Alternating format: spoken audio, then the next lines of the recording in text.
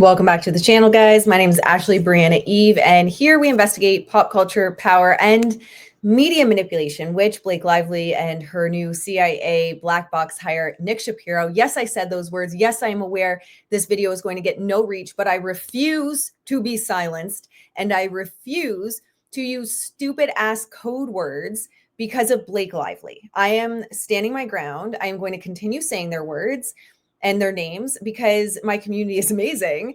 And my Instagram accounts and TikTok accounts are starting to bounce back. The account I'm struggling with the most still is YouTube. We are down significantly. If I get 1,000 views, I'm lucky right now, which is unheard of on this account. And so YouTube's struggling the most. So keep sharing the links to the videos, keep commenting, say hi, like, subscribe, get notifications. It's proving to work on Instagram and TikTok. The community, people coming together, people seeking truth, people against censorship. But with that said, this video, I actually wanted to go a little bit deeper into the too spiritual aspect of Justin Baldoni and what came out in the LA Times article. Now, we covered that article yesterday. I'm not going to do a full review of the article, but I wanted to touch on a little thing. This is a little bit for those aren't really into like the spiritual world. This might feel a little woo, but stick with me here. I wanted to show you Justin's LifePath number and why he is who he is because of his LifePath number. I know we talk about human design here as well. I have some content on that if you desire to scroll down. We're going to get a little bit woo and spiritual. I think Justin would appreciate this. Justin, if you're watching, I appreciate you. I appreciate you standing up for truth. If you ever want a human design reading, you know who to call. I'm here for you. I support you. All right. Without further ado, let's first look at the blind item that just came out. I want to address this first because it really pisses me off, guys. And I try not to swear too much, but it really upsets me because this is media manipulation at its finest. And I have a history in branding and marketing. You guys know if you've been on this channel for a while, I talk about it often. That's what actually has spurred my interest in talking about it in terms of pop culture and what we're seeing in pop culture and headlines. This, however, to even see it play out in real time, we usually don't see it play out in real time. This is stuff that happens behind the scenes, but Blake just had to leak her new CIA hire, I guess, assuming no one would connect him back to Black Box. I don't know. She's in Delulu land. I don't know how to explain anything Blake does. Maybe she didn't even know that he worked for Black Box, but she did admit in the exclusive that she gave, I think, was it to Variety, that, and I have a video on that. I have a couple videos on Nick, that he was part of the 51 agents at the CIA that hid Hunter Biden's laptop truth and hid it under Russian disinformation. This video is not being seen by anyone now. We're talking all about this. Please share it. Please share it on X, on Instagram, link it in your bio, say hi in the comments. This is going to be buried into the underground world of YouTube. So she did admit that. She did not, however, which you can find online, that his role within it, he didn't start the 51 agents that came together. He was called upon because he was narrative control with the government. He was called upon to reach out to his journalist contacts to push the story that the CIA wanted. So that is who Blake hired. He also worked at Black Box. He was the head honcho at Black Box. What was his role at Black Box? Have you seen Ray Donovan? If you have not seen Ray Donovan, great show. Watch Ray Donovan. And that is essentially who Nick Shapiro is. He is Ray Donovan. You could also, if you haven't seen Ray Donovan, look at him as Mike from Breaking Bad. But Mike is a little grittier, more mob fixer. Ray Donovan is more of the level that I would say that Nick Shapiro would be at, although I shouldn't compliment him like that. However, if you've seen either of those, you know exactly what his role was. He was written blank checks from Airbnb to make SA, SH, and worse go away and pay off victims and keep the news out of the headlines. This is who Blake Lively hired. That is who. And again, this is the stuff that usually happens behind the scenes. So we actually have an opportunity to look at this in larger cultural context as well, to realize that this stuff is going on every day with businesses, personal brands, singers, public figures, politicians, etc., etc., etc. Trust no headline. However, finally, someone is talking about Black Box, although without attaching their name to it. They went through blind items. So what we see Wednesday, March 5th, not 1st. It was the 5th. I can't believe we're already at the 6th. It's flying by, March. The new hire of the A- list actress, which is Blake Lively, is using his contacts and black box tricks to stifle any social media content that is not positive towards his client. No shit. We knew that. So I had posted here, Nick Shapiro and Blake Lively has destroyed my reach on YouTube since my video exposing him. So I shared the video again. But the reality is we already knew this. This isn't a surprise. Everyone's been talking about it. And that's just a confirmation that we're not all going crazy. This is actually happening. So I wanted to start with that. And now we're going to pull up human design charts. We'll pull up Justin's. We'll pull up, I'll even do Blake's very quickly. But we're not looking at from human design. I want to look at it from LifePath number and from the lens of the LA Times article. So let's do that next. So, ladies and gentlemen of the community, we're going to draw your attention first to the article over at the LA Times. So they had quoted, many who have worked with the 41-year-old Baldoni praise him as inspiring and a generous leader. He's highly creative and in tune with his spiritual side. Okay, so they keep bringing up how spiritual he is. They keep bringing up his faith, his healing journey, his past, everything he's gone through. And further down in the article, they talk about it was constant positivity all the time. Guys, he is positive and spiritual and has healed from the mistakes he's made. What a monster. That is what these nuts are trying to portray in this article. It was constant positivity all the time. I would say toxic positivity. We live in a world where if you have a growth mindset, it's seen as weird. If you have gone on a healing journey, it is seen as weird. That's the world we live in. We need more people like this, not less. It is so bizarre. I'm always a little dubious, this former Wayfair staffer, this is probably Blake Lively. I'm always a little dubious of people who advertise themselves as disruptors of the status quo or quote unquote good people. It felt phony. So again, I did an hour and a half reading of this yesterday where I had essentially a meltdown on a live stream. So what we're teaching children growing up in this world today is also what I said yesterday is you can't be a good person. You might as well just be an ass, because if you're a good person, people are going to call you phony. They're going to call you an ass. They're going to call you a fake. They're going to try and poke and prod and trigger you to get a reaction, to be like, see, you're a liar. See, you're a phony. And I feel like Blake probably did that a lot to him, is try to like get a reaction to be like, see, you're a fraud. So they talk about his Baha'i faith as a driving force behind everything he did. I don't see the problem with that. And they talk about reviewers have raised similar concerns. Well, it is a spectacle for a good cause. It is still a spectacle. So you can't do good things because it's called a spectacle. So you might as well not do any good at all. Really is what this is saying, is what Nick Shapiro, Blake Lively, and Ryan Reynolds are saying. You might as well not do good. And this is one of the biggest problems I see in the healing and spiritual spaces as well, in the helping professions, is, well, if you're making money, you must not care. You would do it for free. It literally does not make sense. People are projecting their own miserable lives on others who are doing what they love and making a living out of it and helping other people along the way. So with that said, let's flip over to the human design body graph.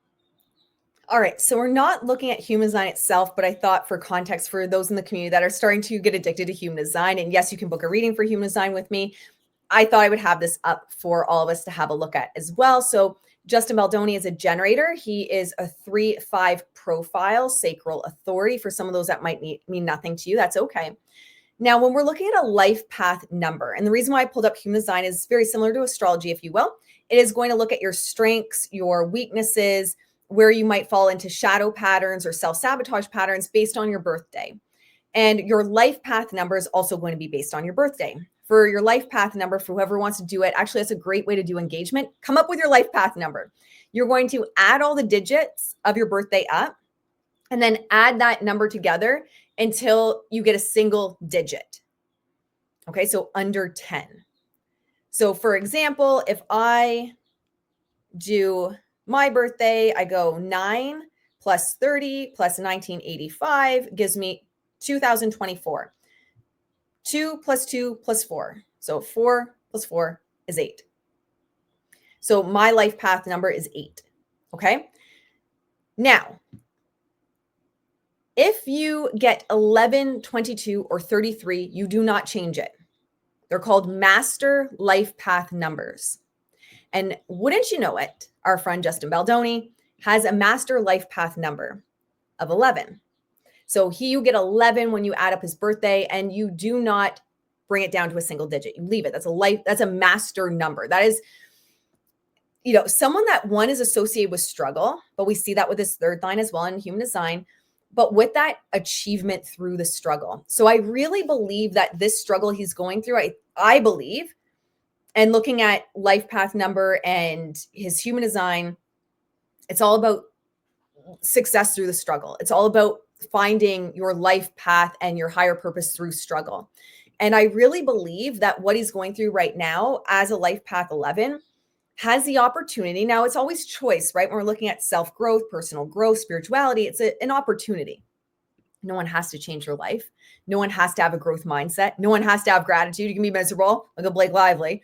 But there's this opportunity here for him of incredible growth through the heavy lessons where there's great potential to set yourself apart. And I think what he's going to end up doing is changing, I think there's going to be rules in Hollywood about this. I'm going to talk a little bit more. I just need to get permission from someone that was in my DMs to talk about this. But that's a feeling I get. This is someone that rewrites the rules based on the struggles they've gone through.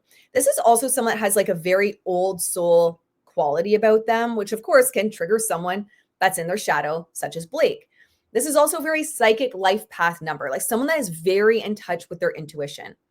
So when we look back with Justin being a life path 11, when we look back on his journey, we say, he had to have known something was coming, because how did he keep all this proof? He's just that in touch. When we're looking at the key traits of someone with a life path 11, so Justin Baldoni, number one is change maker. Again, through the struggles. They might be late bloomers in life. So when we have someone with a life path 11, they are meant to go to the struggle for that breakthrough, and their struggles create the breakthrough, and the struggle creates how they become recognized and the change they make. So it can lead to being a late bloomer in life, because you have to go through like this incredible growth and breaking down of the ego to break through. But they have the ability and the opportunity to have these extraordinary experiences in their life and be an absolute catalyst for change through the wisdom and the clarity that they've gained through their healing journey. We also look at the life path 11 as someone that wakes up humanity. And we can look at this through the lens of what's going on with him and Blake Lively right now. If I really believe, so media manipulation and branding and manipulative marketing are things I've talked about for a long time with my clients in terms of helping them with branding and marketing. What I am witnessing in real time right now is people waking up through Justin, through his struggles, through what he's going through, to what is actually going on with headlines and legacy media. So he is here to like wake up, shake humanity to not just more of, the very spiritual way of saying this would be divinity. So when I'm working with someone with very deep spiritual work, say divinity, but waking us up to higher purpose and waking us up to the veils that have been holding us back. Number two, life paths are going to be highly sensitive. They're sensitive to other people's energy, which can also create a lot of anxiety as a shadow trait of them as they're taking on other people's energy. They can be prone to kind of be like yes men or yes women. What's the word I'm looking for? People pleasers. There's the word I'm looking for. They can be prone to being people pleasers, and they can be prone to anxiety because they are so sensitive to the energy around them. And they tend to, I'm not just saying this because of Blake and Justin, tend to attract manipulators or users because it can almost feel as though they're easy to manipulate. Because I think as we see with Blake and Justin, I do believe that she took his kindness for weakness, that she could walk all over him. And that is very much a life path 11 trait, as people will see your kindness as weakness. And part of his journey, which I believe is happening in real time right now, is how do you remain calm and kind and with an open heart, even when those people enter your life? And that's one of the hardest journeys we all go on. How do you keep an open heart, even when people are trying to take you down, even when people betray you, even when people use you, even when people you treat you like crap? How do you keep an open heart? And I believe that's kind of an existential question for all of us, because no matter who we are, we're going to go through times in life where things get hard, they get incredibly difficult, and we start to question, like, what the hell is going on? I'm trying to be a good person. I'm trying to do the right thing. And I just feel as though, I'm kind of getting shit on, if you will. Number 4, they are healers. Now, it doesn't necessarily mean a healer in terms of being a Reiki healer, for example, but they're about peacekeeping. Again, that peacekeeping within the healer piece can be used against them. Again, treating kindness for weakness. They're very nurturing. They want to support people. They want people to feel seen around them and feel safe around them. But again, that can be easily manipulated. They can go into careers as being a healer. They can also go into careers, LifePath 11, of educating others. And I actually really believe that the Man Enough podcast and the book and his whole movement around Man Enough is him leveraging that LifePath 11 of educating others based on those trials and tribulations he's gone through, which is also because of his third line in human design. That's a lot of trial and error. So he is living in real time his life path. And he's also living some of the struggles that the LifePath 11 goes through in real time for all of us to see. Now, those are going to be the 4 main positive traits of a LifePath 11. When we're looking at, these are highly energetic beings, okay? They're exceptionally powerful. They carry a very unique vibration as well, which we also saw in the LA Times article, where they basically say, he doesn't belong here. He doesn't belong in Hollywood. He's too nice. He's too spiritual. What is he doing here? They basically said that. I'm not even exaggerating. Make sure you watch the 1.5-hour video. So that is also something that we can experience or see with the LifePath 11 is there's just your frequency can trigger people. Your frequency can upset people. And maybe you even feel like the black sheep because of it. You never really fit in. Now, to be fair, I'm going to do the shadow sides. I'm only going to do the shadow sides for Blake because I'm just going to say what we're seeing. The shadow sides for LifePath 11 are self-denial, self-sabotage patterns, anxiety, and also allowing people to take advantage of you because you want to be seen as good. You want to be seen as supportive. Another thing that we can really see with a LifePath 11 is difficulty filtering intense emotions. And so I really believe that he's been so honest about that in his journey, where he's been honest about the emotions and the struggles he's had, where he's messed up. And that is the shadow of the LifePath 11. But the point of growth, the point of life, the point of any of this is to learn from our mistakes. I do not understand when the Blake bots get in my DMs or get in my comments and they're like, well, what about the time he said he was abusive to his wife or he treated his wife bad?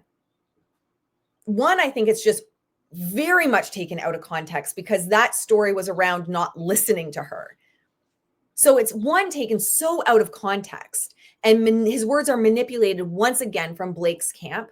But number 2, what do you want from people? Just to not improve, not to better themselves, not to recognize their weaknesses and try to be a better person? I just block them now. I'm not wasting my energy on bots. I feel like that is, the definition of insanity back in the day was doing the same thing over and over again and expecting different results. The definition of insanity in today's day and age in media manipulation with bot attacks is trying to argue with fake ass bots or paid spawns of Satan. Like, that is the definition of insanity. Also, what we can see as well with the LifePath 11 struggles is struggling to fit in with friends or society. That's what we saw again when we were looking at the issues that were pointed out in LA Times. He doesn't belong in Hollywood. He's too nice. He's too spiritual. I still it just doesn't even. And finally, another shadow side or struggle we can see with the LifePath 11 is going through a dark night of the soul at a young age. And if we look at the LA Times article, it does look like he had very dark times in his youth and his teenage years, which was used against him once again. Now, let's swing over. We're going to look at Blake Lively next. All right, we have Blake up. Let me just confirm I have the right number. So just to walk you through this, we're taking her month. So August 25th, 1987 gives us 2020. So 4. Her life path is the number 4. Let's just look at an overview. I don't want to keep you guys too long on this. An overview of some of the shadows we might see in the 4 and how it's playing out in real time with Justin Baldoni and Blake Lively. Now, one of the things that is so important for the 4 in terms of, and we see this within her human design as well, the 4 has the potential to be very successful, but also bullheaded and very independent. Now, those things aren't necessarily bad unless it comes over into the shadow side. But she is designed, and we saw this within her human design chart and reading, to be very independent and also to follow her own flow in the material plane. She has a channel of the entrepreneur. She's meant to be very successful. She has a very defined ego. So overall, Blake is meant to be very successful if she's not in her shadow.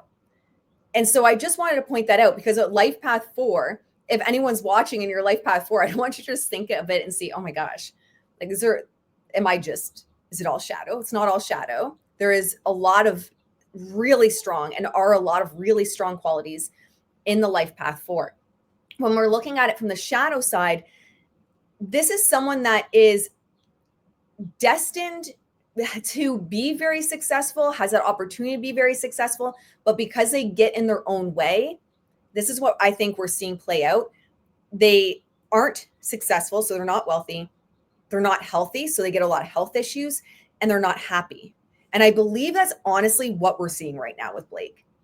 I do not think she is a happy woman at all, allegedly, based on my own observation.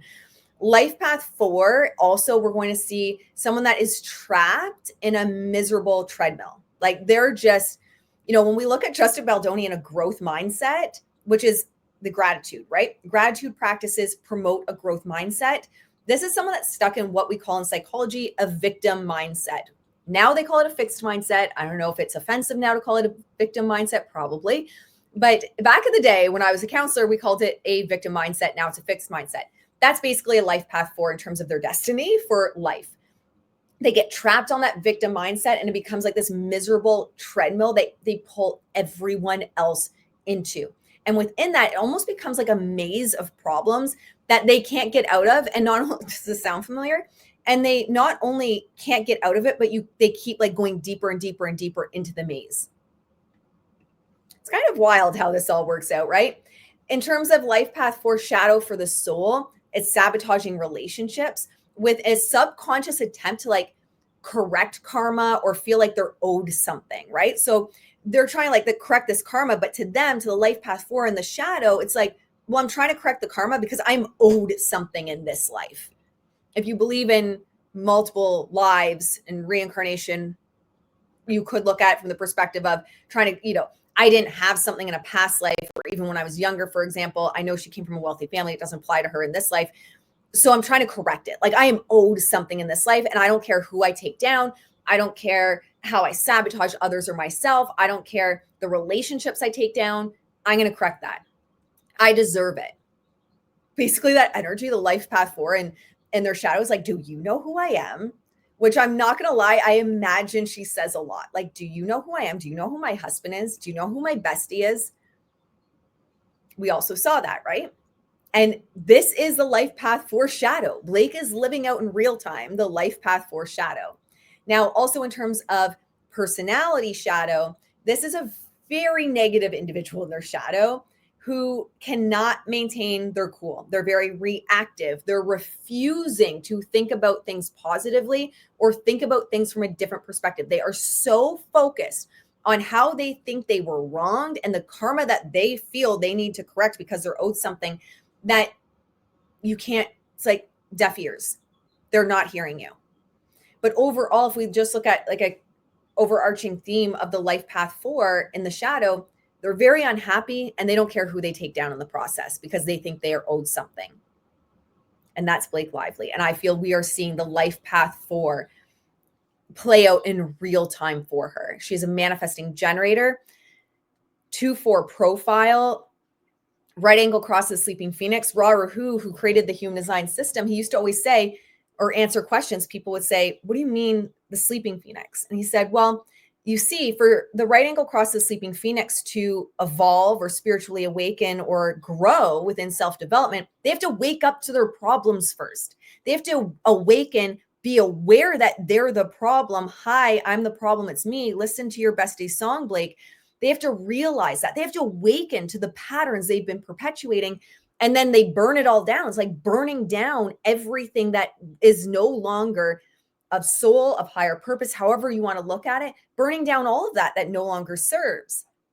And then you can rise up. But first you have to wake up to the problems. Then you have to burn it all down, not because you're in the shadow, but burn down internally, right? That self coming, like humbling of self, of I need to grow. I have this stuff I need to work on, and then you can rise. But I really believe Blake's still stuck in that sleeping part of the sleeping phoenix, refusing to see how she's stuck in the shadow. And at the end of the day, what I believe is you can't help someone that is unwilling to help themselves. And for Justin, I think this is one of those Life Path 11 lessons where it is those boundaries. Yes, you're a good person, but it doesn't mean that you can be taken advantage of by people. Yes, these are your principles. This is how you see the world, but not everyone else does, and not everyone else is good. And I think it's one of those tough things for a Life Path 11 to go through. However, these tough dark nights of the soul for someone that's a Life Path 11 are the catalyst for that next phase. Really, when we're looking at those master numbers in terms of Life Path, they really don't get to that next stage of spiritual growth, evolution, success, notoriety, any of that without intense struggle. And especially because he's a third line as well. So I really believe he's going to change the face of the industry. I really believe that he's going to, not just the industry in terms of acting and movie shoots and all of that, but really how the public, we the people, interact with media. I also believe that this situation is showing us that people have power. It's in our hands, not in the hands of someone like Ari Emanuel, not in the hands of someone like Blake Lively or Nick Shapiro or Ryan Reynolds. We control it. And I'm seeing this in real time on Instagram and TikTok. My accounts are starting to gain traction again because it's just like people inundating with shares and reposts and comments and all of that, and hearting it and really engaging. People are pissed. And the powers that be did exactly what you're not supposed to do, and is give the people something to rally behind, something to come together within, a purpose to fight for. You want to divide and conquer. It's not what they've done. They brought all of us together for a common cause. So guys, keep continuing to support your favorite creators. Share their content. It is working. I promise it's working. I feel like YouTube is the slowest one to be working right now, but it is working. The power is in your hands. Let's prove to these goofs and liars and manipulators that they can no longer control the narrative. We do. It's not a smear campaign. This is organic, and the people are pissed. The people will have no more of it. And one thing I'm going to say before I let you go and post this is if my accounts, any of my accounts disappear, I did not take them down. We all know who did. And Blake and Nick, I can't wait if you try to go to the media with how your childish antics caused the closing of a small sanctuary for farm animals. It's not the press you really want, is it? All right, my friends. I'll see you in the next one. Bye, guys.